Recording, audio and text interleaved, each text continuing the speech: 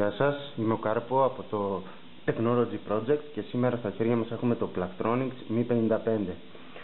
Στην αγορά έχει 50 ευρώ, εκεί γύρω, έχει χρόνο ομιλίας 11 ώρες, χρόνο αναμονής 432 ώρες, έχει διπλό ακουστικό, multi-point pairing για να συνδέεται με δύο συσκευές, φόρτιση μέσω USB, επιλογή μείωση θορύβου και ανέμου. Πάμε να το κάνουμε ένα unboxing.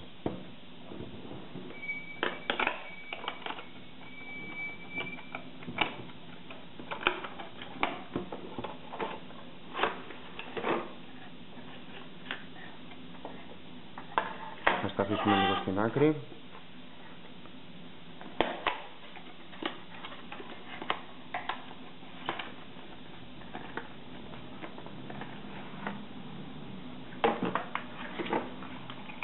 Μαζί με τη συσκευασία θα βρούμε τα γνωστά βιβλιαράκια,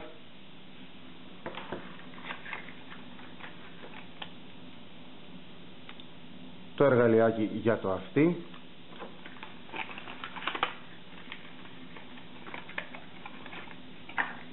ένα καλώδιο USB. Η συσκευασία δίνει έναν φορτιστή αυτοκινήτου,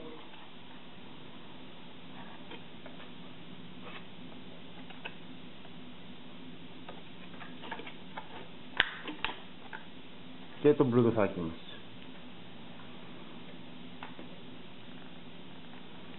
Είναι κάπως ζώρικο. Ορίστε.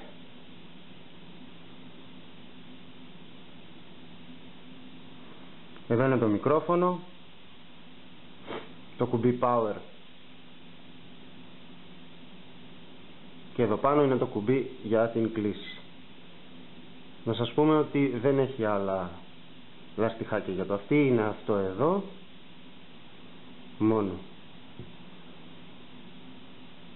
Αυτό εδώ ήταν το unboxing του Plantronics Mi 55 από τον Κάρπο και το Technology Project.